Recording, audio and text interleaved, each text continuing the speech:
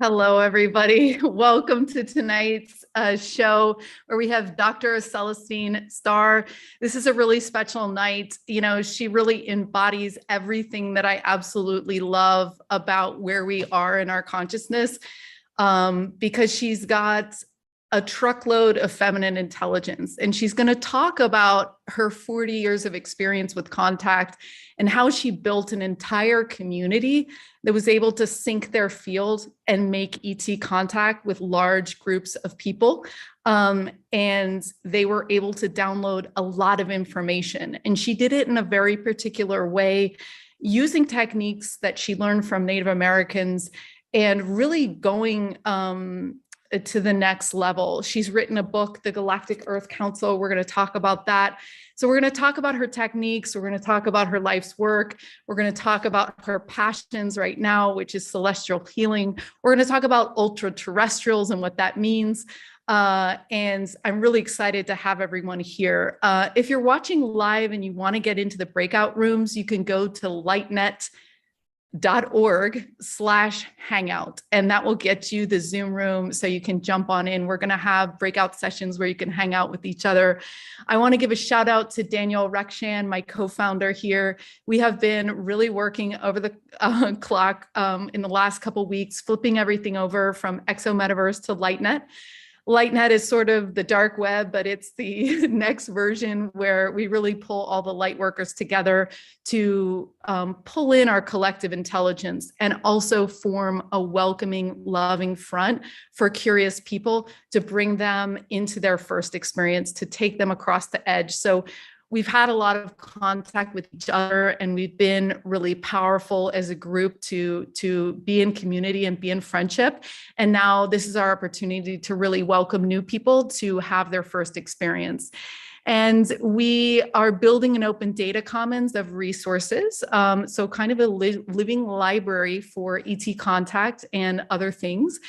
And we're going to be launching our first contact groups in July, in the first week of July. And what that means is it's 8 weeks with a guide that is going to take people across the threshold into ET contact. So I have a little video that I want to share before we kick off our interview. So I'm going to go ahead and do that right now. And here we go.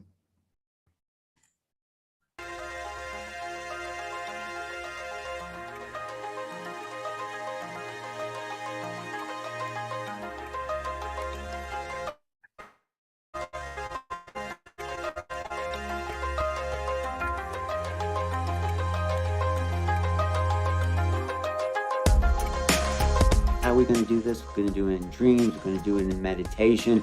We're going to do it. Looking up the sky, doing some sky watching, and seeing some UFOs.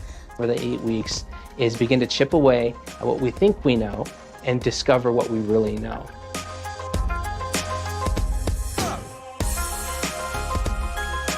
And they're really easy to use and give you a really concrete way to make contact, which you can see and feel and hear. Everyone is a dreamer. It's really important to know that you have 3 to 4 dreams a night. I'm super excited to be your guide on this 8-week journey. And they achieved a 75% success rate, a 75% accomplishment rate of the intention to make contact. We'll have groups that talk about this and talk about everyone's process, how you're doing, what happened to you, how far did you get. We're going to break it down in ways that are simple, that are practical, and that will get us to where we want to go.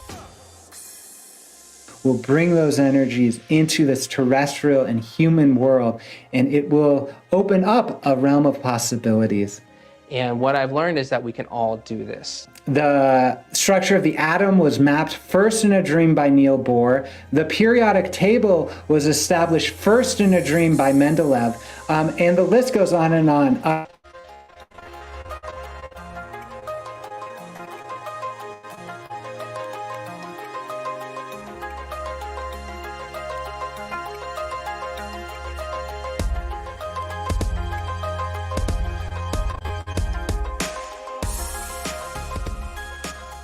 So this is an adventure into new realities. Be there, be a part of that, and share who you are, because this is our time to wake up each other and humanity.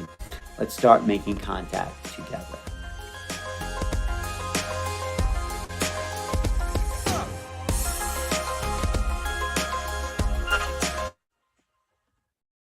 All right. So again, this is our chance. We're hoping that everybody on this call, anybody who's an EXO, Metaverse, or LightNet member, it becomes eventually a guide. A lot of you guys have made contact, and we're hoping that you also start up these small groups of 8.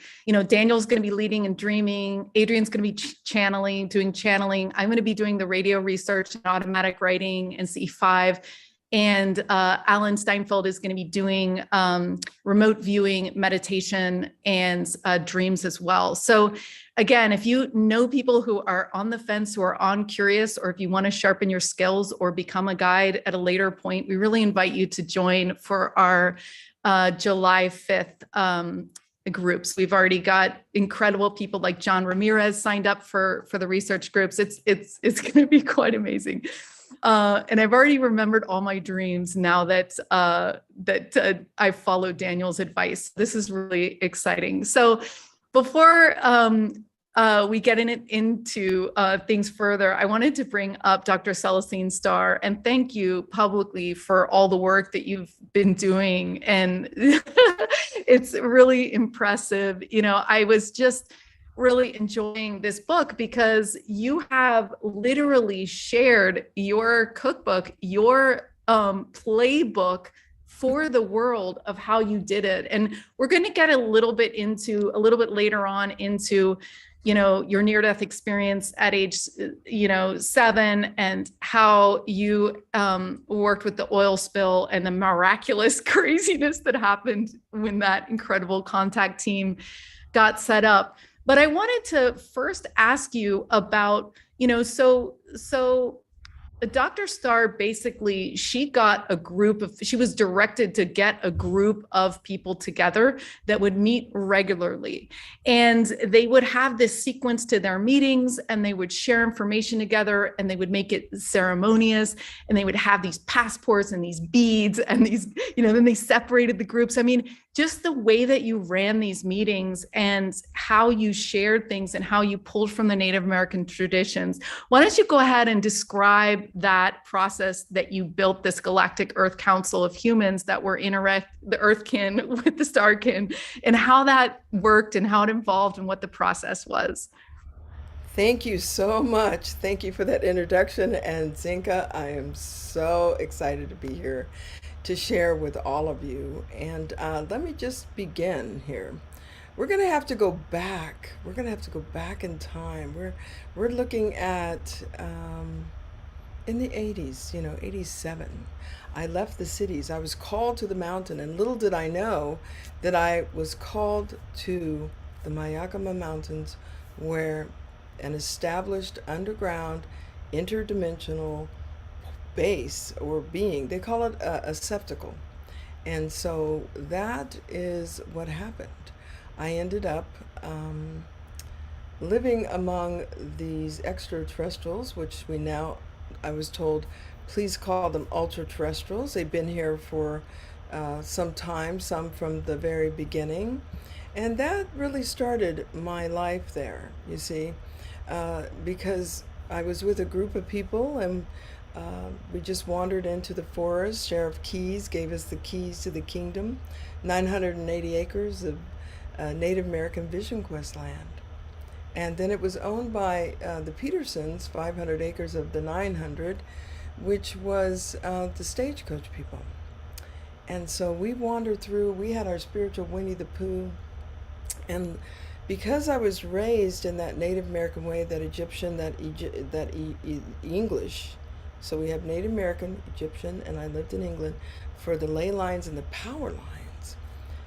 I got turned on to this wilderness and I just followed the ley lines, right? And it led me to have this enormous and beautiful relationship. I gave light group meetings, which was my ultimate first. And so we want to fast forward now to where we are. And the oil spill in the Gulf of Mexico happened. It was going on from, I believe, April, to to something like, it was already June, something like that, right? So being in June, we looked around, and I just had this feeling in my heart that, you know, the oceans were filling up with this oil, things were shifting, and all you needed was the mid-Atlantic pump to stop pumping, and you have an ice age in Europe, right? So my heart was just like, okay, what are we going to do? Because obviously the BP oil spill in the Gulf of Mexico was larger than we were able to manage.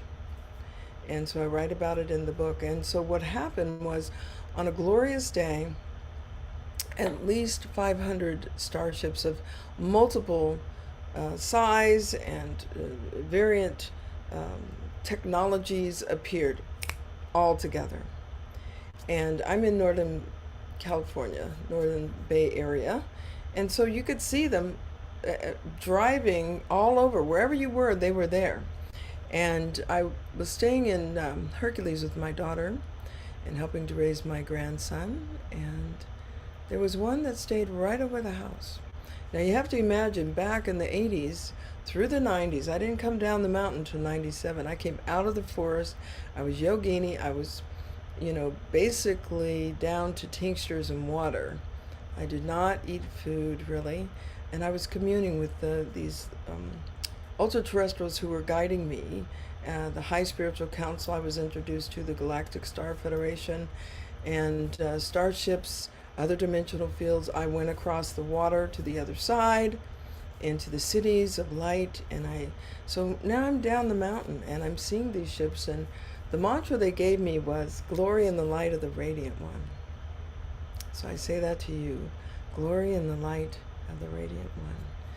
And what it looks like is it allows them to communicate. So I step out on the balcony, and I'm saying to this ship that's been there for 3 days, glory in the light of the radiant one. Blessing, what is going on? Because I'm trying to figure out, why are they stationed, why is there a meeting in California when this thing is happening in the Gulf of Mexico? And the transmission came through very clear. Gather as many humans as you can. Give us permission to assist you, and do it as soon as you can. The transmission continued.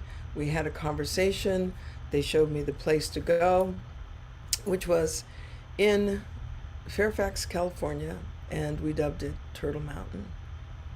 Now, as I gathered everyone, and this is July, so we're talking about April, the ocean's filling up with this oil since April, and we're already in July. So I set the date after the summer solstice, and they had appeared, I think, somewhere right around, I have it in the book when they appeared, somewhere around the summer solstice or so.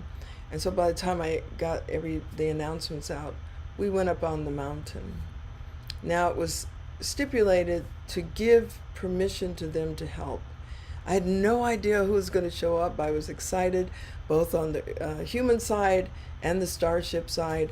I mean, the fleet was out. I mean, everything that you could see, big motherships, miles long, small scout ships. And because I had my eyes open, my synapses could see, but I didn't know who was going to show up. So 30 of us ended up gathering. I brought Ashatika, the big earth crystal. She's about 100 pounds. And we lit her up with laser, and we began the circle. Now, I was inspired. I said, okay, if I'm going to do this, it's going to be ceremony. It's going to be a council. We will be in circle together. There's no up, down, you know, I'm just holding space. I'm called by the Radiant One, which is their God. This is what they call the God, okay? So the God force, the source, the cosmic intelligence. And so everybody did their first round of prayers. We do rounds. You know, I grew up among the Native American. I have Croatan, Algonquin, Iroquois blood, and the Egyptian Nubian. So right there, we're just honoring the mothers. We honor the earth on the first round. Songs, prayers. And the second round, they started coming out right away.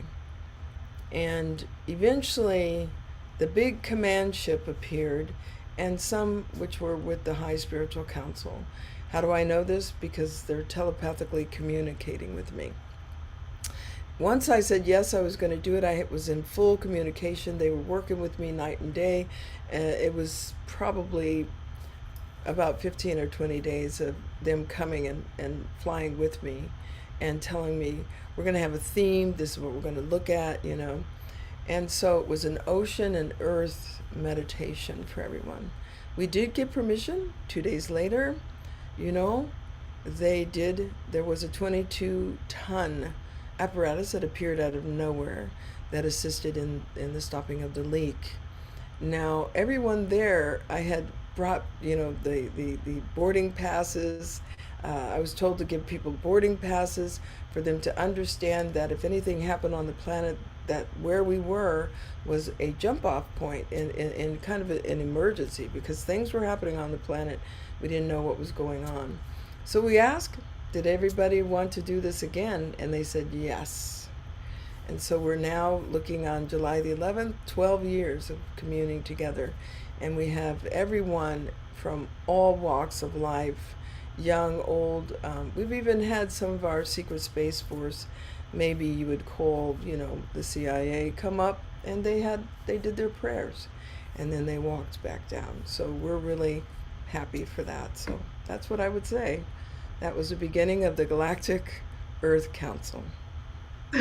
Wow, that's incredible. Yeah, you talk about how, you know, it was like the world was in pandemonium. You know, scientists from all over the world were coming to deal with it. And I've heard that before, that we get like that the other realms can't really interfere unless we ask. And so I'm wondering if there's some sort of a threshold that needs to be crossed in terms of the number of people that have to gather in order to like give permission, request permission, all that stuff. And I wanted you to talk a little bit more about these rounds and how you run the meetings, because it sounded really interesting to me, where you open it by welcoming people, and then you you know, share like the intentions and the dreams of the group going forward, and then each person gets to talk about what's coming through for them, and all these things. It's just so interesting, because, you know, Daniel has been talking a lot about how the Native Americans would get together, and this came up in our last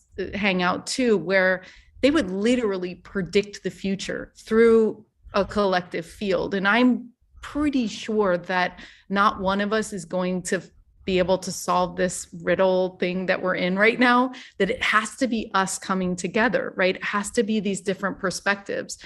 So talk a little bit about how those run, and also this idea that at some point you did have to split off the groups into two, in the advanced group and the younger group, to make sure that the field was strong.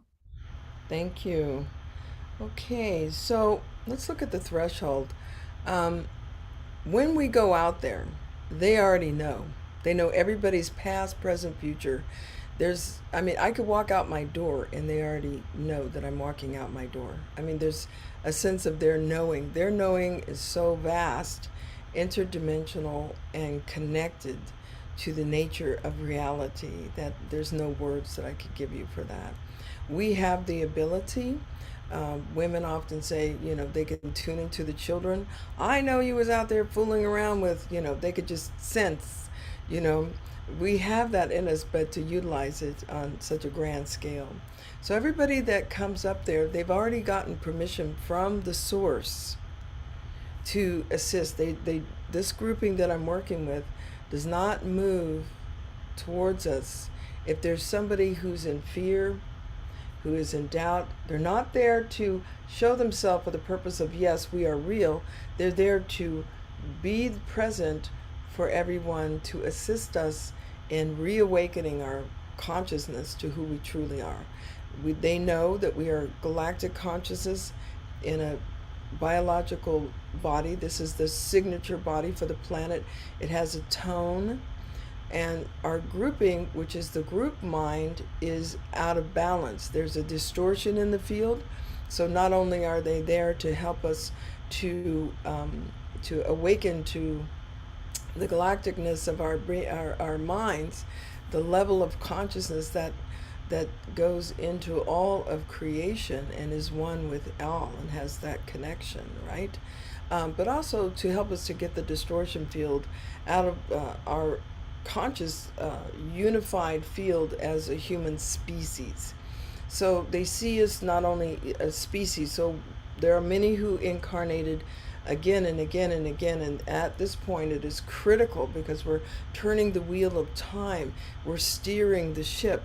So whoever hears the clarion call to come to the top of the mountain, and I mean these are some staunch people in the cold, we've got to have the gear to be out there at night, most of the time. These people who hear it are ready. Some do not have the synapses, and that's okay because they work with us. They come out in the day. This is not something like, lights at night, and they actually perform technical skills such as holograms. They work with nature on a profound level. We've had them etch this skyline of San Francisco in real time. We had a doctor that was there, and he was a little hum-ha, but he was ready. And so when he saw the sketching, he goes, that looks like a silhouette. And he goes, that looks like San Francisco, because he's looking at San Francisco and the silhouette's happening in real time in a cloud. And then the starship was pulled behind the cloud and just lit it up. I mean, they performed, I've seen them take clouds and make a Buddha sitting in a lotus. I've seen them magnificent towers of light that that it's not a normal cloud, So they work with nature. I could have a hundred dragonflies suddenly appear while they're doing a hologram of a plane that splits into two, that splits into four, and then comes back together again. You see, it goes around, and then it starts again until the brain goes, that's not a plane. Then they're ready. The lights are going down, it's getting dark. We're always acknowledging glory in the light of the radiant one, which allows them to know that we are ready for communication, that we are all open. Yes, we give them permission to fly over us. I'm in constant contact with the commander, with the high spiritual council, with the groupie, even the scouts, the scout ships that are there. They're very curious, so they're kind of peeking over the mountain and going down, It's a symbiosis. We talk about when we see these beautiful star crafts, we're not pointing at them. We don't use lasers. We don't need them. They fly so low. But we're saying to those in our group, who's flying the ship? So you automatically turn on your inner senses, slow it down. It is exciting, but who's flying that ship? Are they male, female, or androgynous? And you'll be surprised at how many people get the difference between a female driving that craft and an androgynous. Or are they human? So we talk about these things. We get in tune, and from the group mind, we connect with them. Now, it's a magnificent experience to have a command ship sit for 15 minutes. There is no way. You're in a communal experience with those that are here, your relatives. There is some preparation that I have offer galactic origin sessions to help people understand who they are, so when they're out there with their kin, then they understand. Sometimes, let's say that you're from a grouping and they're a part of the Galactic Star Federation. They'll start making pyramids or lining up to let them know that when you're speaking, that they're connected to you. I mean, there's no doubt that it's your kin, or somebody's very excited about who you are and how connected they are to you. So the threshold you ask about is, imagine 7 billion Earths all merging as one.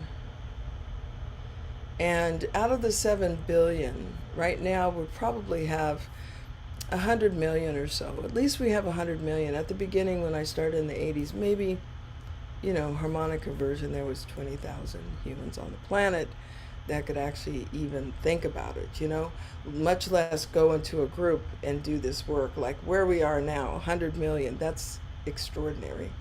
So, the threshold is not so much how many, it's how we envision. Because we are steering the ship.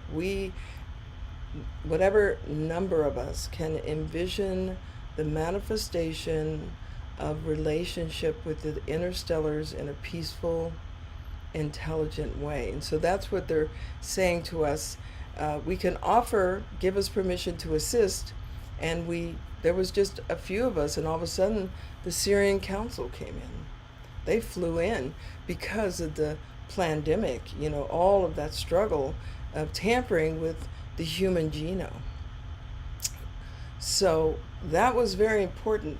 What happened, and I could share it, is the turning on of the 5G literally affected the Galactic Star Federation and our area. This is local. I don't know about other areas, but I do know that just like the radar, that's what took down Roswell and the other site. The ships were not ready for the radar, and when it hit, it just took their systems out and they crashed. Okay, so this is known through Fred Bell, who was one of the inventors of the radar, and he talked often about what happened after the radar was put up over here in Point Arena in California. So we have this 5G turning on. Also, the space program decided we own the Earth, which they know they do not own the Earth. I mean, to be in reality, if you take a breath, that's who owns the Earth. The one who can keep you breathing, that's who owns the Earth. But anyway, they decided they were going to turn all the weapons on. They have high-grade microwave weapons that go off planet and on planet, things that will affect ships. So the Galactic Star Federation, the High Spiritual Council, the Star Confederation said, we're not going to do a differentiation. We will not create more. You understand? They can go over any area and shut down all electrical systems. And they've done this at weapon stations. My brother was, there at a weapon station, and they shut it down for 5 days. It was a nuclear weapon station. And so, believe me, they have control if they need. They would have attacked if long ago.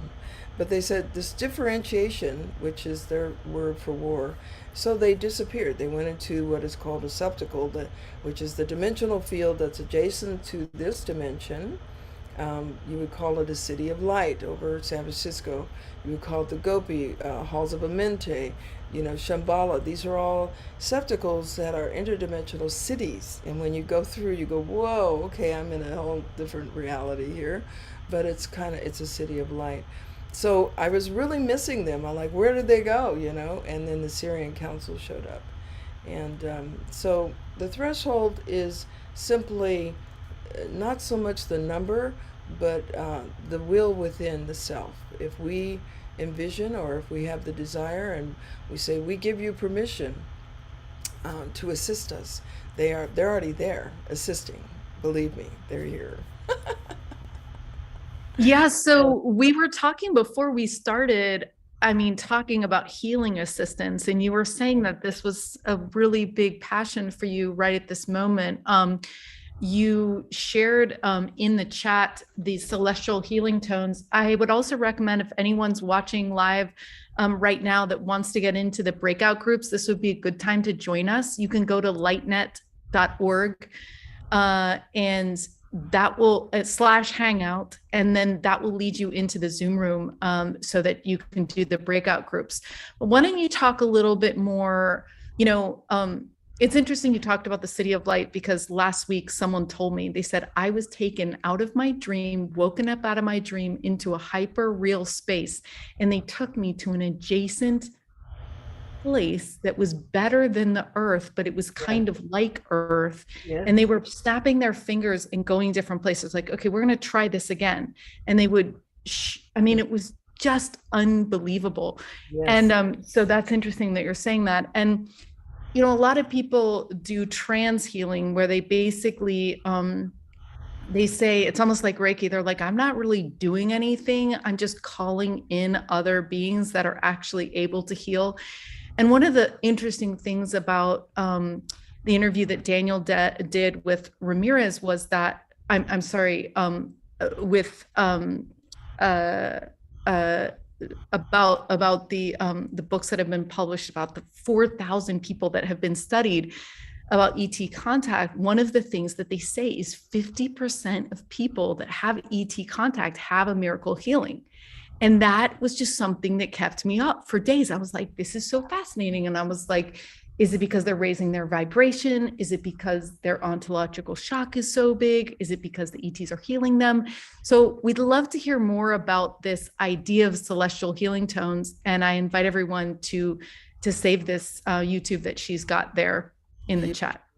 And I'm going to put I put the journey into the celestial healing chambers.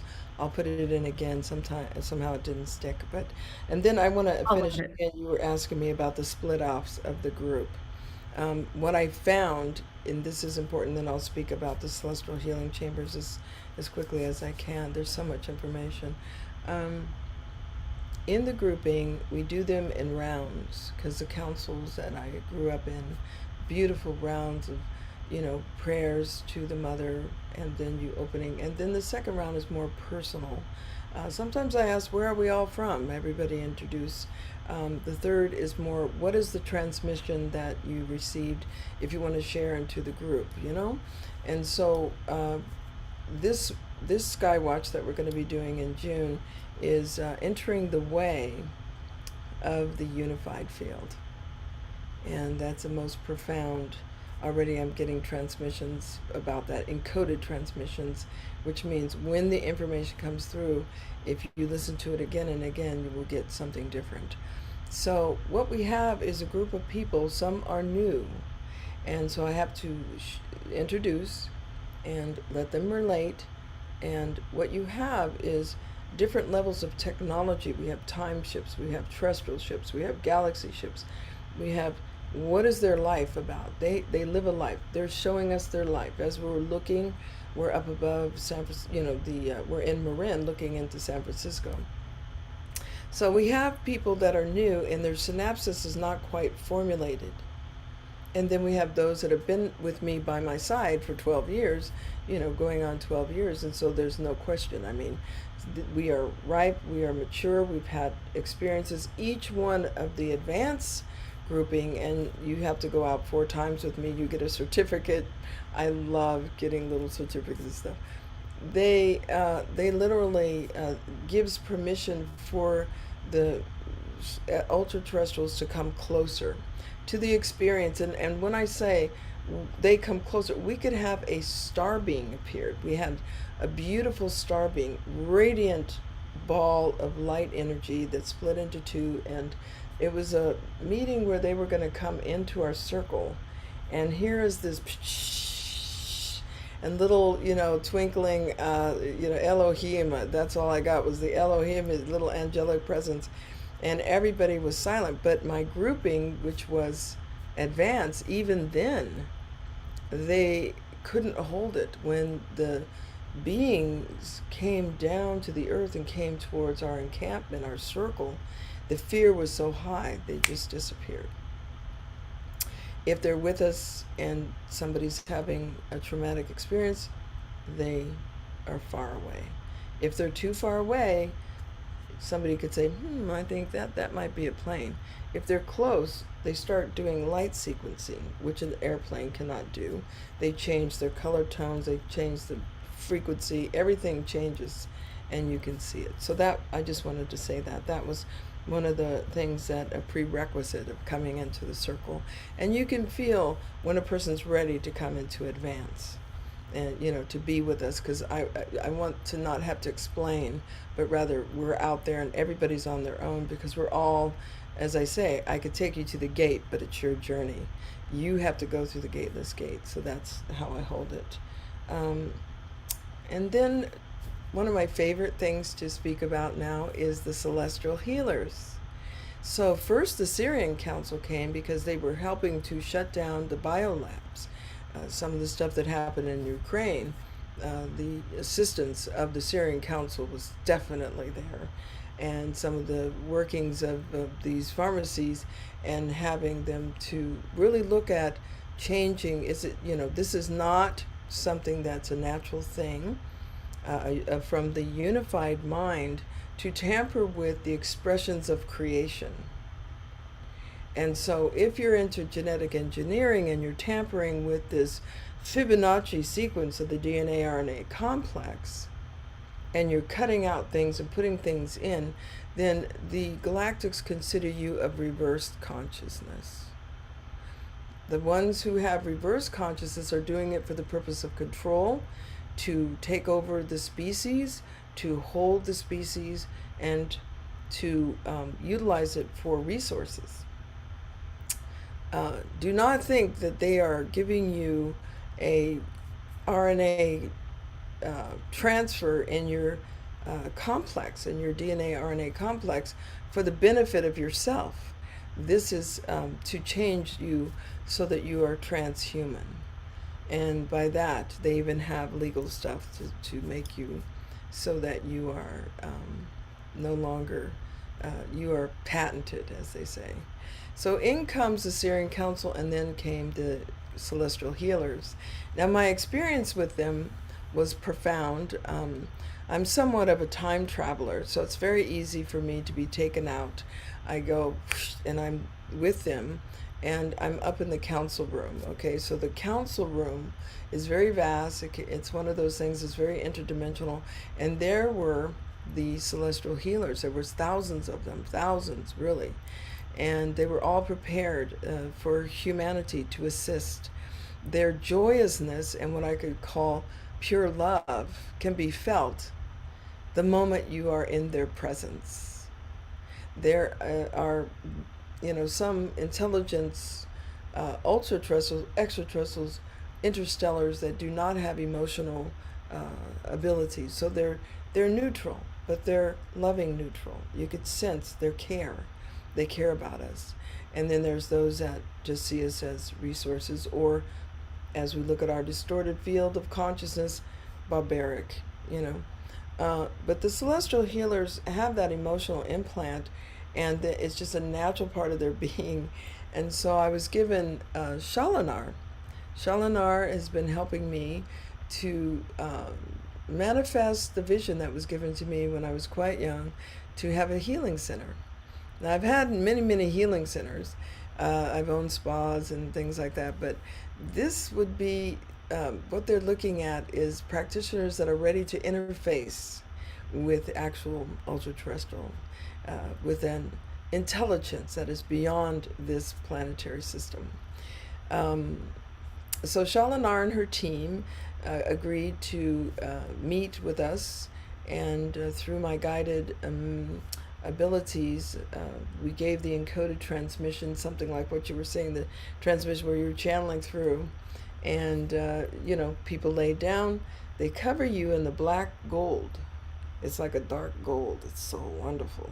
And eventually they give us this for healing our bodies and stuff, this dark gold. And then the team seals you in a silver capsule, and they lift you off and take you into the healing chamber. The healing chamber is one in which you can be interactive with the healing that's taking place with you. There's digital readout in the common language of Shalinar, and she's 10 foot tall. She doesn't have the hair, but she wears the robe, and this is the light shape that she forms for me. She's a light being, and she's a shapeshifter, so she may appear to you in a different way, but that's primarily the way that she appears to me. And her team is very similar, beautiful white robes, but the backdrop of you laying on the table in your spiritual light body, in your light body, in your energy body, is to see not only the lymph, the blood, the nerves, and the DNA, but you can use your own mental thought to go deep within to the molecular level, deep within to the atomic level, and then coming back out, you can see what is going on with your own beingness, right? And so you are part of the healing process. So that's why it's wonderful for practitioners. I'll put it in the chat room so that you can, in the chat, so you can get a chance to be there. So we had a very positive, out of 20 people, about 10 were practitioners. Here you have that miraculous healing. You know, one person in terrible pain had none when we finished. And they work with your brain synapses in pulling out information and ask you, do you wish to dissolve this? So everything is done by permission. When you say, you know, 50% of the people had miracle healings, they were ready for it. And there's some inner communication that's happening. You know, this is my sense, this is what I'm getting, is that anybody in the study you were talking about, and they have a miraculous healing, they definitely, their own galactic consciousness awaken to the moment, using that opportunity to speak to those that are before them. The energy field will let certain thought postulates go, and as those postulates go, they lift off, or they cannot, you know, if you vibrate something high enough, the negativity cannot, you know, that polarization is very small and gets smaller. So that's how we get into these different dimensional fields. So what is left then allows the embodiment to be in wholeness, and that illness or whatever, that negative thought pattern that was causing it, disappears. So it may be something like that. That's what I'm saying. Yeah. I've seen that before. Yeah, in fact, there's, you know, I've been experimenting with some, I was just about to say non-human machines. That's like hilarious. Like AI, there's baby. interesting there's some holographic machines that literally will, you give the location and your date of birth and everything, it looks you up. And it was literally, like you said, it was on the screen. We were looking at different trays, and it was like this thought pattern, and it was my thought patterns. And it was like, this one has to be corrected, this one has to be healed. I mean, I was just sitting there like, I can't believe this, because these were the conversations I'd had in the last 2 weeks, and they were purple, because purple is They love color. was like the things that are coming up in the last 2 weeks. And then they had squares on the stuff that I wasn't aware of, that I was not conscious of or in denial of, and circles that were, you know, so it's just like, I sat there. I'll share the link in the I chat. love it. Yeah, it's Jonathan Rickard at Quantum Yoga, and he does this thing called New Scan, and it's New Vision, NU vision. And I just sat there flabbergasted after that session. I was like, what is this? So exciting. So I want to share, before we go into breakout groups, I want to share a little bit of your sites. Now, Celestine has 3 sites. One is just CelestineStar.com, and you can find a lot about her work here, and her services to help you individually as well. There's also, this is the Golden Life Wisdom. So this is her, this is this new program, this, you know, this Galactic Healing, right? And you can also get an ebook. I'm sorry, is this connected with your new venture to do the Galactic Healing? Oh, absolutely, because Yeah, it's okay. important that this was given to us by Meso, Keeper of the Books. And I was told that I should keep it in a more grounded station. But I do, when you get the book, you are getting everything that I was taught. I've been teaching this before the secret. There's much more in it about how to manifest your life, because if you do this 5 times, and I've had people do this 5 times, then you know you're connected to the creation. You are responsible for everything in your life. And this is what you don't like, is what you process, you polish your mirror, and you get on with, you know, envisioning for the new. So this is my way of offering a free ebook for you to learn. And That's great. I'm there if you need any assistance in that as well. And then there's also this group that she's started, founded, nurtured, led in this council, this circle of knowledge. It's called Galactic Earth Council. This is some of the cloud formations she's talking about that literally are not clouds. They can't be clouds. There is like, that's a Stargate. I watched it open. whoa. That's the real Stargate. Whoa. Yeah. This is 3 Yeah. three command ships there. And there's your book, which I was showing people before. And you have activations as well. So very cool. I think it is really great when people orient in the beginning to, we're going to talk about the different races. Now we're going to talk about ET races, and we're going to talk about guides. And we're also going to talk about your near-death experience at a young age. But I want to put everyone in breakout groups now. So this is going to be recorded. It's going to be up on New Realities. It's going to be up on Portal to Ascension. It'll be up on the LightNet YouTube. So you'll be able to capture this later. If you go into breakout groups, this is your chance to hang out with each other, talk to each other, talk about any healing you've received, or how, I'm starting to think, because so when we do the spoon bending, Jack Houck says there needs to be a minimum of 15 people to do it, because he taught 16,000 people how to do it. And so I think it is kind of important when we're really on the edge of this creation and these things, to be in community. So that's why we encourage you guys to get on ET Let's Talk, find a group near you. There's something about being together. And also that's why I just really think Celestine Star has a great way of doing it, which she talks about in her book, of really how to hold the circle and to do it in a really beautiful way. Like I'm the leader, it's more like, let's do these rounds, and they hold a crystal, which is the heart crystal, which, people get to talk just like the Native Americans do, and they get a bead for when they come. And like, there's just this really cool way you're doing it. So welcome, Robin, and other members, Val, Lisa. So I'm going to go ahead and do the breakout rooms. If you don't want to go into the breakout groups, just don't accept it. I'm going to be moving people around a little bit. The prompt tonight is, have you had any healing experiences or CE5 experiences that you want to share, or if you just need support? There'll be 5 minutes for each person. Give that person the talking stick. You don't have to respond. We'll get back to you in 20 minutes. So I'm going to assign you guys, and I'm going to jostle you around to give it the right number of people in each group, 4 people in each group. So don't start talking right away, because I might move you around. Okay, so Dr. Star, why don't you talk about your childhood experience, and I'm going to go ahead and put people into the breakout groups. Okay, so just to begin with, I started as a metaphysical child. Our family was not religious in the sense, but they were more coming from the Hermetic philosophies and the mystery schools. And I was a metaphysical child. I was talking to the wind and the thunder and all the elements. And, so I was in a deep dive study with nature. And so I came to understand there is an intelligence beyond. And that is what held me until I was 6 years old.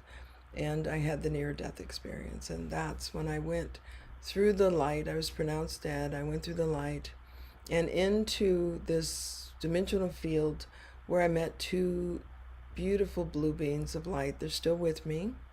And they guided me through this heavenly place where, angelic beings were floating, going past. It was like a little city, I didn't know what it was. I never looked to see if I had a body. I just knew I had a consciousness. And then I had the reading of my life. And after the reading of the life where, every time you blink, every time you breathe, every time you have 2 different voices, one that's the outer and one that's kind of the inner, I ended up in the Godhead. That's all I can say. There's no words for it. You cannot express the infinite. It was the infinite intelligence. I surrender my breath whenever I speak about it, because it was so high. And so there was a moment where they said, you have to go back. And I'm like, what? No way. No, I'm telling God, no. I'm like, no, this is not happening. And they said, well, here it is. And they showed me my life and what I would do. And I said, okay. But I need to have a part of my consciousness in creation, in this place. And they said yes. So I came back into the body. I was probably in a coma for a little bit. And not probably, I was. And it was very difficult to wake up and have, 12 strands of DNA actively working. I would look at someone and I would get the infinite understanding of their past, present, future if they spoke, I'm going to speak this way, the path would be open to them and their life lessons would go in that direction. I mean, this is instantaneously. I'm trying to figure out at the age of 6, I'm trying to figure out, like what happened, why am I back here, what's going on, why is my hands not moving right.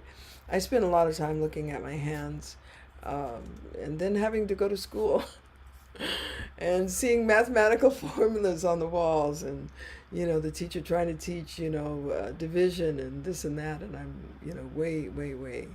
So eventually kind of shutting that down. So we were in Alaska at the time. I ended up in New Mexico, where quite a few things happened in New Mexico, and that was the atomic bomb testing. And it was, different things happened, like they decided to test several bombs in the atmosphere.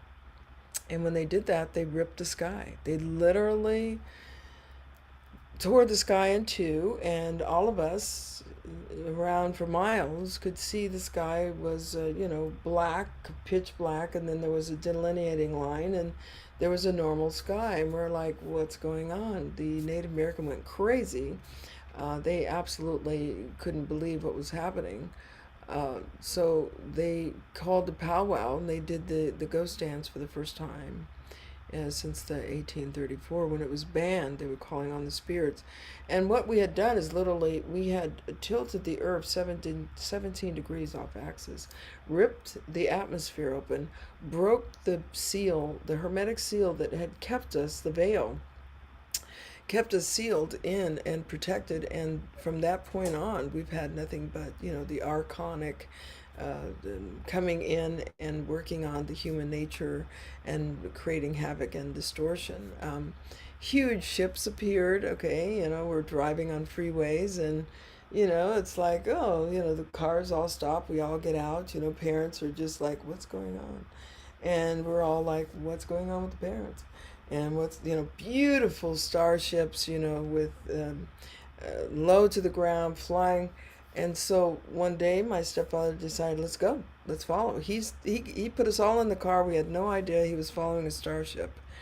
And by the time it finally landed, and we're in Alamogordo, New Mexico, traveling. I mean, I went to see the atomic bomb blasting and things, brought home his radiation. It was really crazy. But he's, he kept saying he was a Martian, and because he was a very advanced, what I would say, he had power over the forces, and I was being groomed to be somewhat of a magician with a K, the magical people. So the alchemy, hermetic, all this was for that. So he decided he was a Martian. He was going to go see his clan, whatever. As the ship came down and we parked, my mother was absolutely furious. She's like, what are we doing here? We were all inside the ship. And that was kind of my first ET, like really, looking up into what you would say an ultra-terrestrial or extraterrestrial.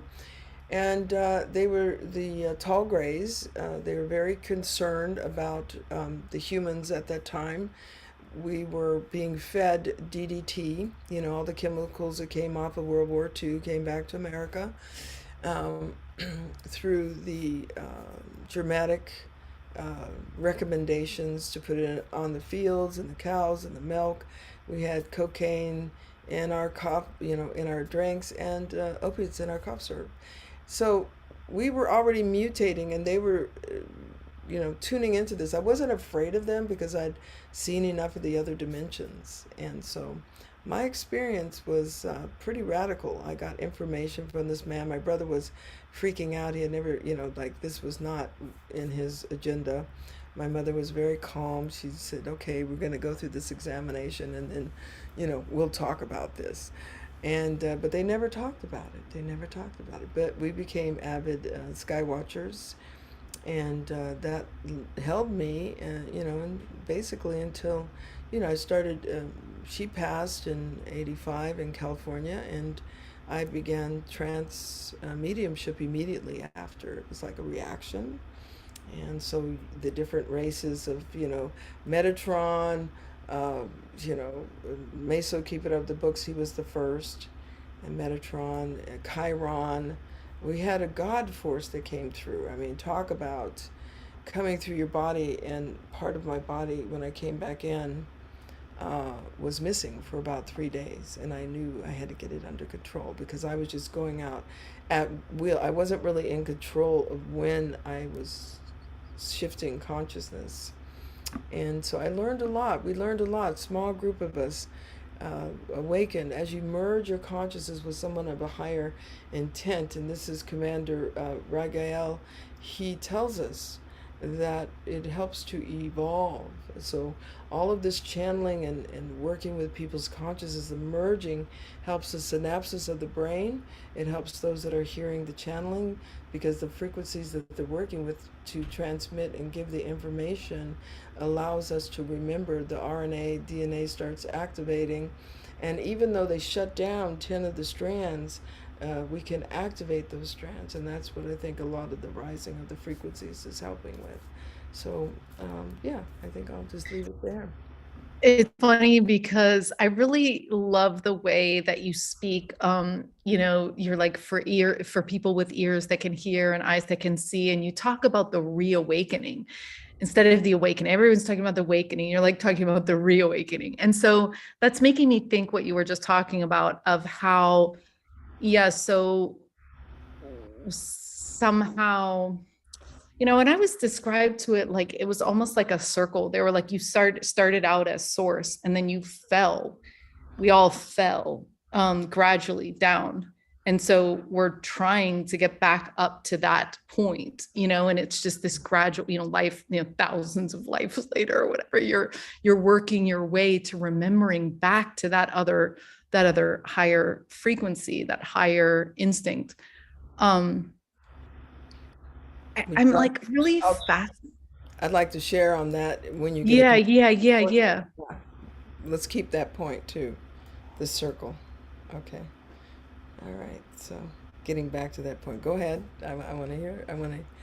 Well, yeah, I mean, I was going to start with sort of another question. So if there's something you want to say about that, then please do. Yes. Yes. Each one of us, think of your name. Think of who you are.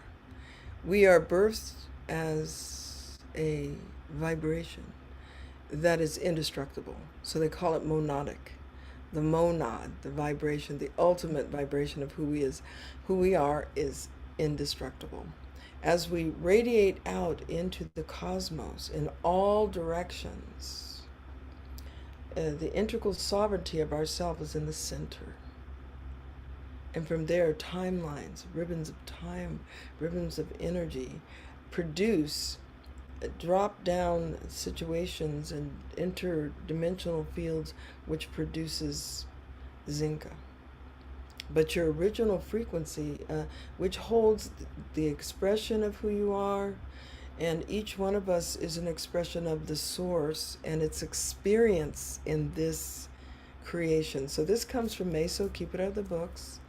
And he says, each one of us is an expression. So we can learn to become God's self. They call us the human seed consciousness because we're learning to become God's ourself. There's more than one source. And so when we see ourselves here and we can connect to our original monadic self, which we call the divine, which, is in that place that is integrated into the whole of the cosmos. Through our dream time, all those timelines start to come to integrate, and we connect with the dream time is all those lines of beingness, the radiation of the radiant field of who we are. And if you wish to keep the timeline, associate with those beings, if you wake up and something's not right, you could fix it, you could cut the timeline, you can dissolve it. And so a lot of this, what's going on right now, is dissolving the ability for the dominant ones to control humanity. We cut the timeline and we step onto the timeline where we are now unified humanity. So that's been the choice. There's two timelines now that's working out. And if we step over onto the, it's like, don't look back. You know, don't look back, Dorothy, you turn to salt. But, you know, stepping onto this new timeline. So the monadic self is now sending down energy to where you are, Zinka. And you're waking, you chose the perfect moment to awaken, to play out the timeline of your expression of the purpose of why you're here. You have a destiny purpose, and so each one of us. And that's why it's so disheartening when somebody's taken out or, you know, destroyed or oppressed or suppressed, because that expression of the creation is now not fully realized through our own will, you see. So that would be more what I would say, instead of a circle back to get, we're not fallen, nobody ever falls. We slow down our frequency in order to be inserted into this hologram. This is all a hologram. And so the hologram has a certain frequency, 7.83, but that's now dissipating and it's higher. So, in other words, so what's that doing? It's causing the frequency of Zinka to interact in a different way. So trying to stay on a third density timeline doesn't work. So there has to be a shift, you know. And we could say it's fallen, but I don't, because that's like reverse thinking. It's almost like no one ever really falls. We just modulate our dimensional field, and then we're there. You know, we made an agreement to do something here, and it's marvelous, and it's beautiful, and it's fantastic. You know what I mean? So, you know, it depends on what you do with what you're doing here. So that's what I would say. That's an amazing visual, an amazing knowledge that you're sharing. I love that idea So my next of like seeing this casted out, and they're literally roads, and you're choosing at any moment, and that's what we have to return to. And that's why I feel so passionate about LightNet and what we're doing, because knowledge and heart frequency is the liberation that we're looking for. And we must come together, or else a few control the many, when the many is supposed to control the many. There's like literally, it's another architecture, and we're there. We're going to get there, because we're already there. People already know. They have a taste of it. No one wants to be told what to do anymore. You know, it's just like no one wants it. And once we taste that, we don't want anything else. How do you know when you're evolving toward your divinity, your more divine version of yourself? What are the clues? Like, what do you feel? How does it work? Like, I love that question. That is such a beautiful question. Okay. What I could say to you is there is a journey that you can take into your inner self. This journey is called a galactic origin journey. And it is an encoded transmission from the high spiritual council. When I say that, that means groupings of intelligences that are connected to galaxies and the cosmos on many different levels and interdimensionally. They do appear in starships. They have the only fleet that has insignias on it, has writing. When you see a ship with writings, it's more than likely a part of the high spiritual council. So they brought down to us this way of taking the journey back into the first time you came to Earth. And when you arrive through a process of connecting to your primal awareness, so one of the things that humans have, we have this critical thinking, reasoning. Our left brain says, well, I don't know, you might be making that up, see. But this exercise in self-awareness starts with the primal awareness. That means that part of you that is your mental thinking that's outside of your brain synapses. It's a part of you that doesn't necessarily experience your life on Earth. It is connected to the knowing. It's a part of you enabling you to breathe, your circulation, your blinking of your eyes. It is the primal awareness of your being. It is not the divinity, which is a little bit different, but it enables you to get information. If I was to say to you, where's your house? Immediately, before I could finish the word, you're already looking at your house. You're already seeing it. You're already feeling it. There's something about it. If I said, go to the highest mountain on this planet, you're there. Is it morning, noon, or night? Have you been there before? Go above the earth. Look at the earth, right? So we spend some time working with your primal awareness until you realize that there's no time barrier. It gives instant information. We check in with your feelings. Does that feel true? How does it feel to look at the top of the earth? Yeah? And yes, for some people, because there's 7 billion earths, some are flat and some are round. We have our own set of beingness. So there's no right or wrong. Okay, let's get that out the way. But there is a way of looking at it that gives you an understanding that your primal awareness, you have not been in space looking at the earth. Okay, we know that. So there's something that's in the synapses that is being brought in through a higher dimensional field. So once we have that, you make your Merkaba, you make your vehicle of light, and we go. And as you journey to the most beautiful place, back in time, through the barrier that separates the signature humans from the interstellar, you go through the barrier, and then you're on your way to the timeline. Here's that timeline. Here's that monadic. All the codes start opening up, and you remember exactly who you are, why you came, and what you're grouping. Were you by yourself? Were you an explorer? Were you a meteorite that exploded and ended up on Earth? I mean, I've done thousands of people, and you meet your star kin, or you meet yourself, and then we go back to where you came from. There's many who came to Earth in the early days to encode it with different patterns and information. Many light beings. There's beings who came as in a reptilian form, but when you left Earth, that was just for the environment. You were a light being. So I'm so excited when you ask that question. They come in contact with their divinity through this process. It's not a word. It's not something you could feel. It's something that opens up through the divinity. Now, in the early days when I'm a clinical hypnotherapist, do a lot, many thousands and thousands of people to awaken them in their consciousness. And we do a thing where we're looking at contracts and agreements, and we're taking them back to the time when they first were born. And immediately they go out. They're okay, let's go before you were born. There's not even a question of where is that. You just automatically go there. And so I said, okay, your embodiment right now is divine. And they're like, oh yeah. Okay, for you to enter into this density field is the fires of time.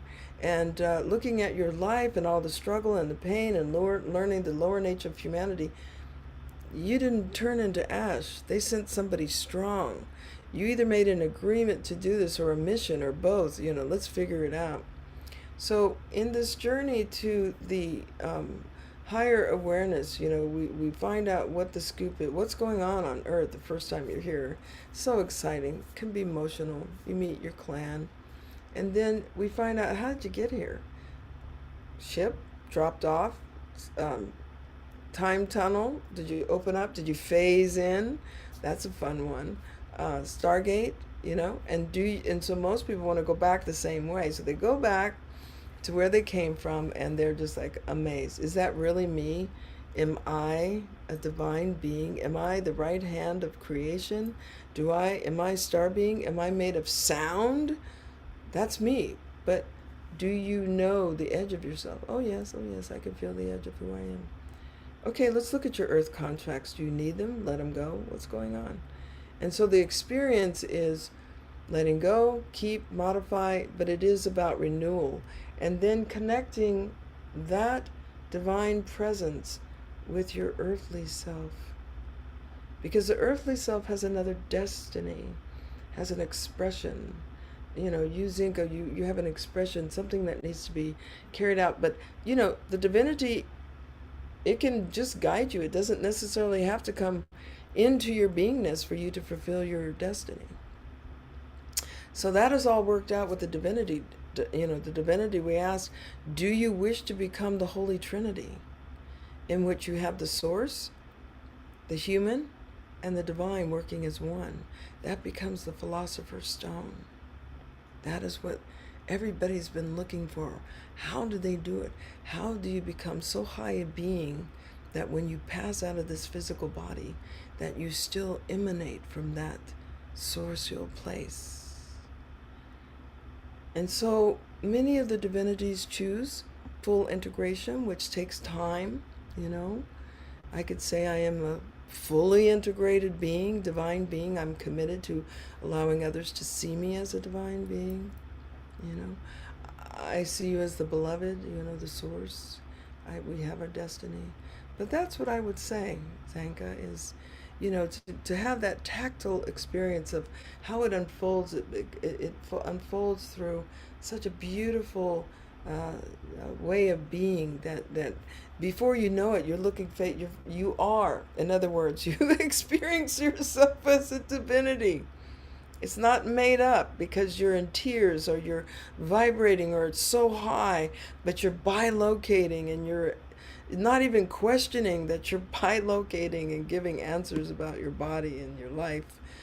It's fun and it's fascinating. Wow, that's so incredible. That's so incredible. I've had someone ask me, they're like, are you primal? And I was like, oh, I don't know. What does that mean? Like, I was like, oh my God.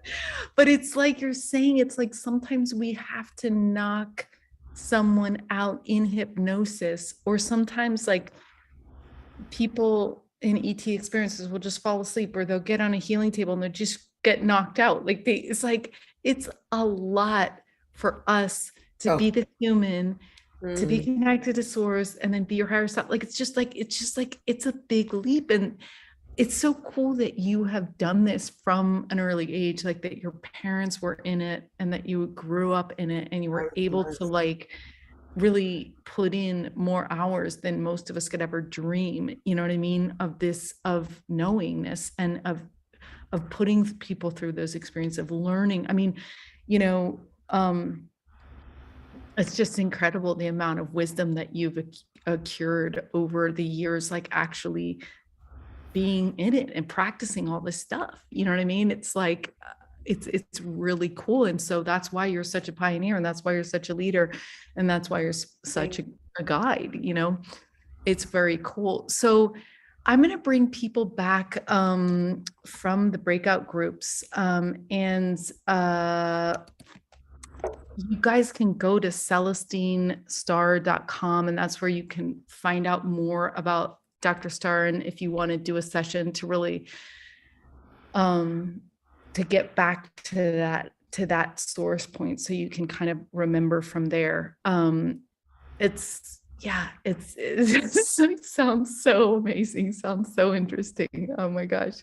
Let me I have a burning question for you, but it's probably not going to land. But anyway, go ahead and I would like to gift you, Zenka, with a Galactic Origin session. Are you serious? That's Oh my yours, God. baby. That's yours, baby. Oh my God.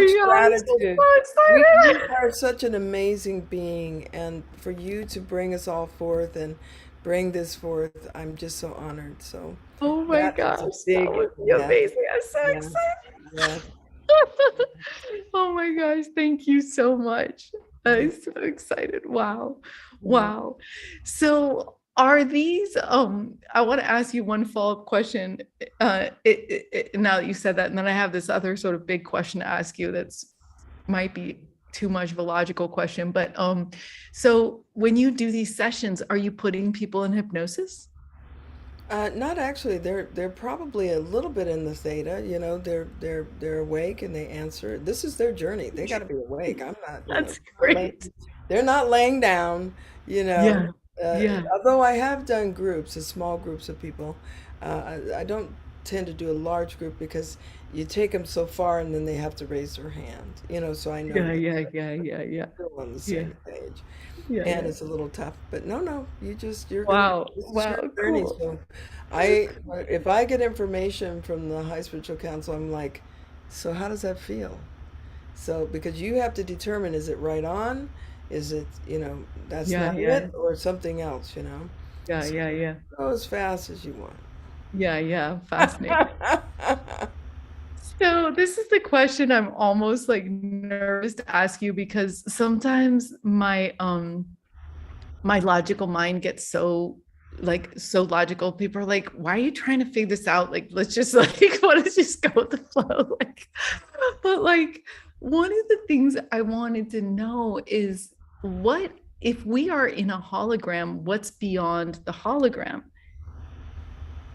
Beautiful. Is it that there's this nested holograms like that there's frequency gates like because one of the things you explained was that like when Christopher Columbus came with the ships, not everybody could see the ships. It was like, and that's the same thing that's happening right now. It's like not everybody can see these things. It's like one person is like knocked out in the meditation, they're not even awake. One person is seeing a cloud, one person is seeing ship, one person is seeing this, was it, it's like, but but yeah, the question is what is beyond the hologram? And I want you guys all to Right. put your hands up if you have questions, type it into the chat if you want. But yeah.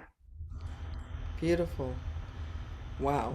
Okay, let me take a breath into that because the, this is a beautiful question, and okay, what is beyond the hologram? First, we have to determine the hologram that we're in. We are hermetically sealed in a, a system that is interrelated between planetary and it's like a dimensional field. We have a dimensional field that goes all the way out throughout our Sheshata or Milky Way. We are children of the Milky Way in actuality. We are among trillions and trillions of other civilizations. We're at the far reaches of the hologram. And in our planetary system, there's that hologram, that vibrational frequency, that system of relationship. And then it comes to Earth. And so there's the electromagnetic field that goes around us, and that's our group mind. Everything that's electromagnetic, you're putting out scalar waves, you're bringing in information magnetically, electrically, but the group mind. And so this hologram we are creating with our intent. And we are connected to our monadic. We're always connected to the monadic. I see this little sun behind me, this little star above my head up here. And that would be like the monad, My divinity is always with me, guiding, When we give our soul away, we are lost. We're like, what do I do? I don't know what's going on. Soul retrieval immediately. And when the soul comes back in, it knows where to go and what to do, But the hologram then is nested like Russian dolls. An example is I was taken outside of this universe, and let me start where they began. 2012, so it was like 12/12, like December 24th or December 12th. If we were looking at the Milky Way, there's a hole there in the middle, right? The big rift, when we see it in the sky, you see a big rift. And so that open black hole is 20 years across. So in 1997, our Earth vibrational frequency, our hologram, started shifting and creating itself across from the bottom of the Milky Way to the top of the Milky Way, right? But at 2012, we were in the middle. We're halfway there. And then 2007, right? So what is it, 2017, I think, that we were at the top. So 20 years across it took us to get there. So as we rose above, okay, first of all, they're like, is this going to go? And have a photon impulse, you know, and that's what's happened with the Hopi keeps the records of the photon impulse, which causes half of the world to be destroyed just by that photon blasts. But we made it through. We're at the top. And so now we're receiving bombardments of the nanos and all of the galactic particles, and we're getting more of the solar winds and everything. The frequency is rising, right? As the frequency rises, the dimensional field changes, and we're touching more. We're almost in the same resonance as the original cities of light that were created many years ago at the beginning of Earth. In other words, nobody lived in the greening area. This is called the greening area, the third density. And I want to say, forget about 3D. It's done. It's not. We haven't seen that for at least 3 or 4 years now. If you want to watch the Schumann resonance, it'll give you that. So our hologram that we're in is now modulating, and it's playing against the modulations of decepticals. It's shifting. The whole resonant field of our galactic Milky Way is rising, so our dimensional field is rising, so our ability to concentrate and be who we are is rising, and everything else is falling away. It's in a different density, and we're not there anymore. So our hologram is changing, so our brains are changing, so our body is changing, so we look heavier at some times. There's a lot of weightiness as our synapses goes up, the frequency goes up to 2000, and then the DNA is like, and then it comes back down and it rests. And we're learning and growing our synapses, and our right and brain, left brain are now kind of working together, starting to work together, our intuition and our reasoning, which is great for the scientists because they'll be able to awaken to that other part of the formula that's been left out for so long, consciousness and cosmic consciousness, supreme forces, So all of this is coming to a place where we can understand the right brain is, left brain is being matched by the left brain. Both of them are being matched, and the harmonic frequencies are now enabling a different outlook, a different manifestation. So when we intend in our heart and we see different, we manifest different. So we are literally changing our hologram to be equal with that which is inside of us. As we polish our mirror, which is very important, get rid of the shadow. It's not worth it to hold on to it. Let it go. Let it go. The time for processing is almost over because it's really the frequencies that are pushing humanity forward. The time now is to sit and feel every human on earth and realize that we're connected as one through our circuitry.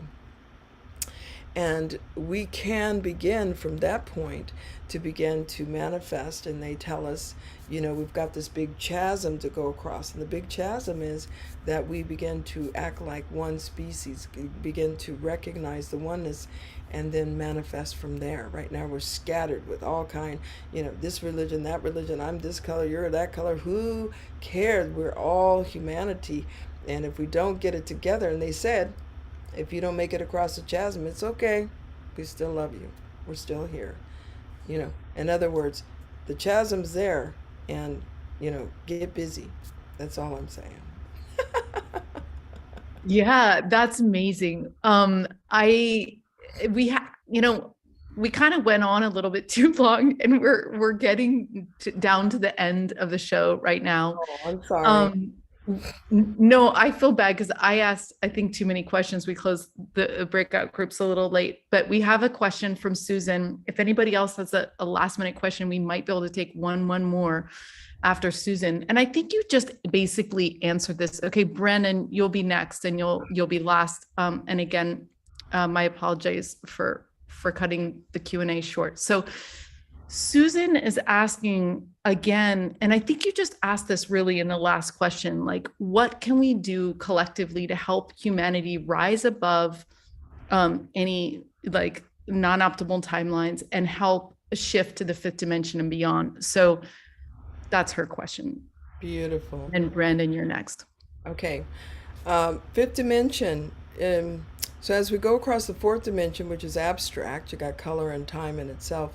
There is no time, right? But there is this emanation of sequencing of events, which creates in the human complex timelines, right? So fifth dimension would be the polarization. If you look at polarization, that's kind of a meter for the fifth dimension. Whereas in the third density, the separation between war and hate, love and hate, war and peace are very wide. So it's a wide spectrum of going back and forth. So one of the things that you can do is stay in the middle. I tell people, don't let your emotions, I'm so happy, I can't believe it. And then, you're dropped off the other edge and then you're just in despair. So holding the space and keeping the emotions in a place of harmony. You're neither here nor there. And begin practicing that holding the poles of opposites, the rhythms, the swing. That's one of the tools in the toolkit. Stay in your lane. Don't look at stuff that's 50,000 miles away. What's happening in your backyard? How can you envision? Oh, I'm envisioning that there will be food brought, free food for the people over here. I'm envisioning my life and everyone is in love in my family. Keep in your lane. What can you do? How to choose 8 people that are in survival. This is one thing I've done. And help envision them and help them to come out of survival. What can you do? Choose 8 people. Do that. Okay, so fifth dimension becomes less polarized. So you have less, and it really is that place where it's just almost where you can't even tell that there's polarization, and that's why people say everybody's in heaven and we love each other and it's all unified. Well, it's already unified here if you think of unified consciousness. So in the fifth dimension, you still have unified consciousness. There is still the poles of opposite because that's a universal principle. It's just not as widely.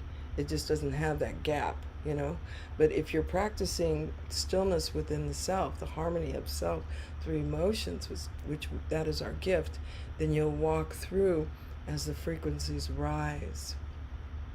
And then you're envisioning your ability, envisioning your body is able to handle the higher frequencies. That you don't have to step out.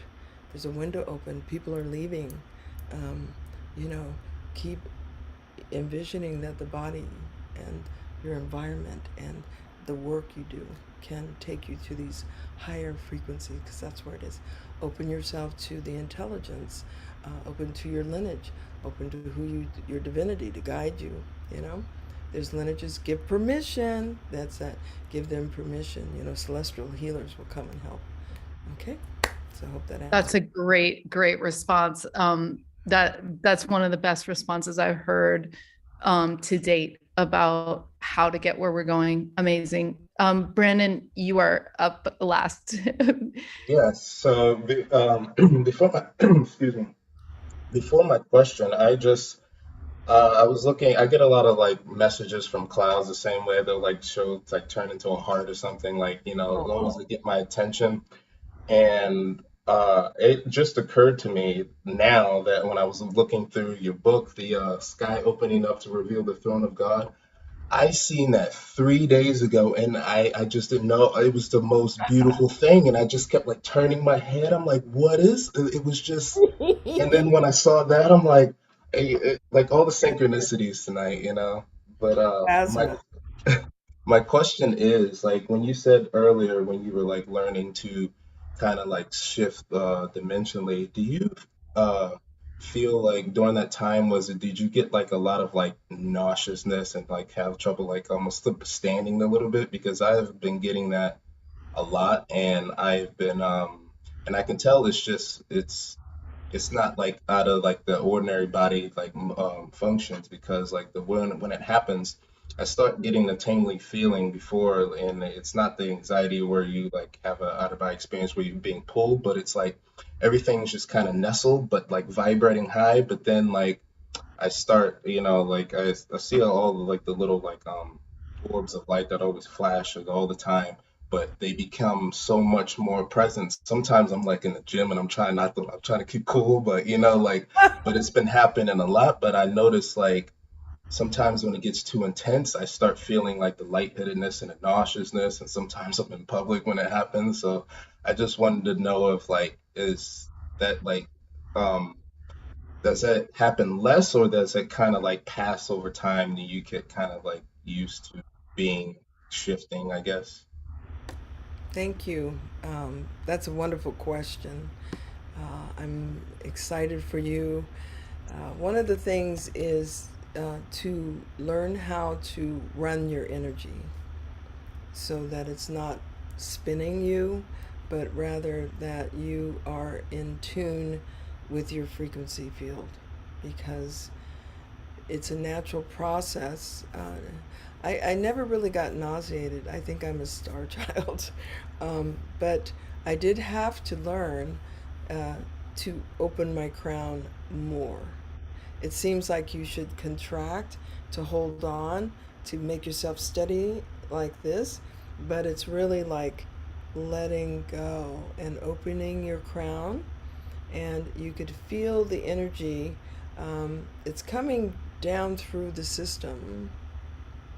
It's like if you were to jump in the swimming pool, it's coming in all directions, but you feel the stabilization in the vertical.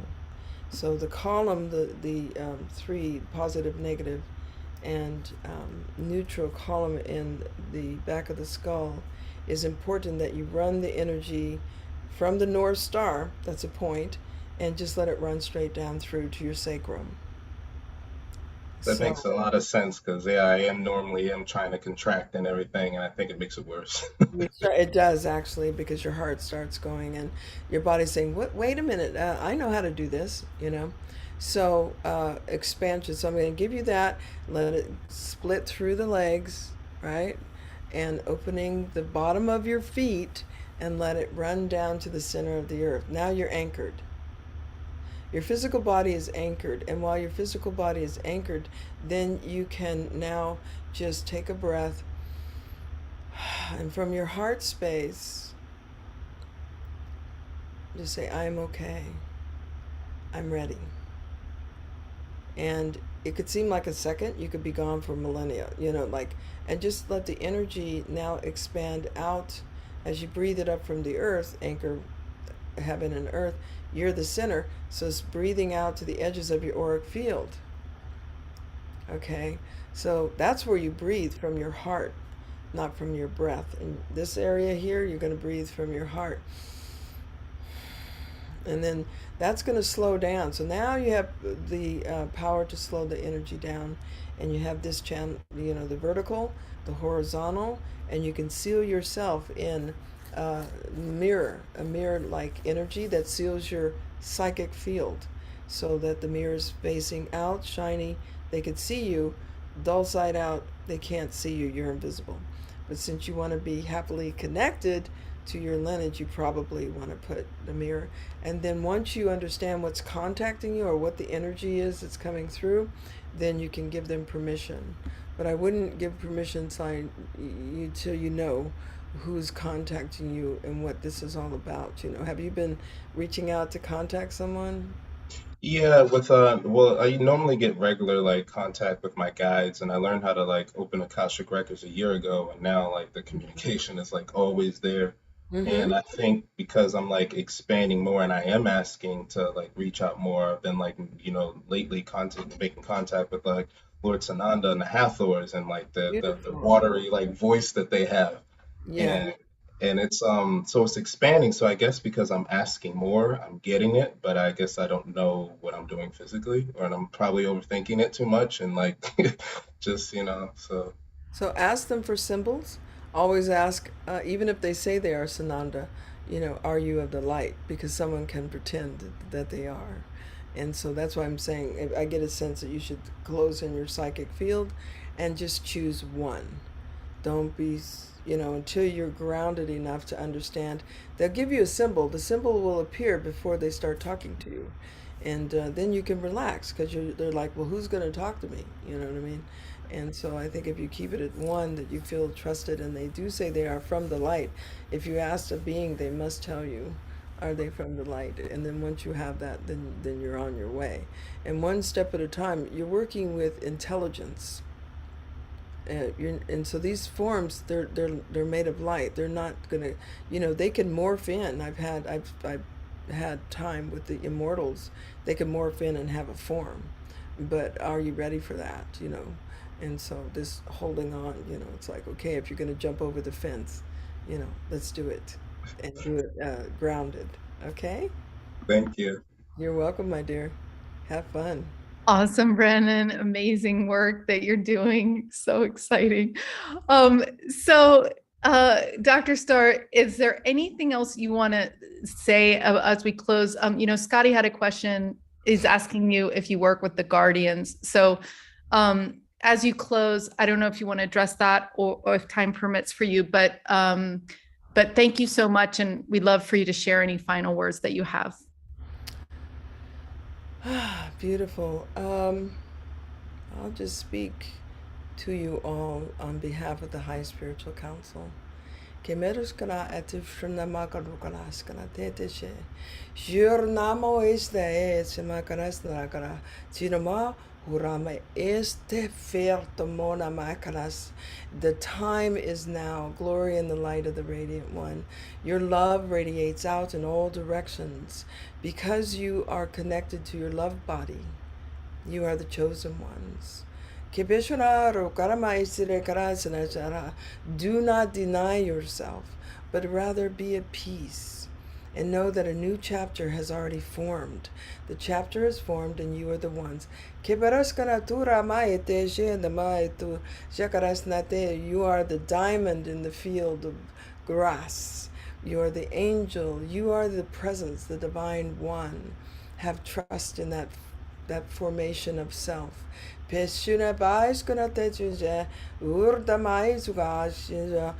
behalf of the High Spiritual Council, we bow to you in graciousness and love. We are present with you. You have only to look at the sun. That is our symbol to you, and shall always be present until the day that this beautiful universal beingness is no more. Buraskna kerasna be shunamora. Peace be on your way. Blessed be. Thank you so much. I remember "Peace Be on the Way" from the book, like how you could We all could say say goodbye to the Peace be on ships your and way. stuff. Wow, that's such a cool message. I just want to remind people, you can go to CelestineStar.com. You can also go to Golden Life Wisdom. That's where she's going to be giving you this PDF. And you can also check out the Galactic Earth Council.com. And once again, the Making Contact series is happening now. There's this next Thursday, June 16th and June 23rd. I'm going to be speaking at the June 23rd one. This is a program that's pulling together a lot of different people in the space. And you can get that at makingcontact.com. Also, LightNet, we're getting ready to really launch our first contact groups, and we would love for you to join us for that. If you just go to lightnet.com, you can go there. We have these ET contact groups, and these groups, like I said, they're going to be small groups. We're going to track our progress of how we help people make contact. So what are we doing? What are the methods? What are the patterns? We're going to be banking all of our resource into an open database, which you guys can get access to right off the bat. And this was the study that Hernandez, I was talking about before. People are more loving to other humans, more ecological, less materialist, more spiritual, do not fear death. 50% experience miracle healing and know the purpose of their life. So again, I think this is what Dr. Star was talking about tonight. How do we connect beyond to something bigger, right? And something to this, how do we help others ground into this new narrative that we're creating right now. And because the timelines are welcoming us with the biggest open heart, because we're so doing this. It's so happening. So let's welcome everyone into this world. And Celestine, your life has really been that welcoming call. You are the clarion call. You are the leader to our best future. And thanks for showing up with so much intelligence to light the way. We really appreciate the work you do in the world. Well, I'm just so honored to be here. Thank you. Yeah, thanks so much. And see you guys in 2 weeks. We're going to have Garrett, who is going to be teaching us Native American ways to connect. He's going to be talking about sound. He's going to be talking about all sorts of ways to connect to other dimensions. This is a members only session. So we look forward to seeing you in 2 weeks. All right. Good night, everybody. Thank you, Zenka.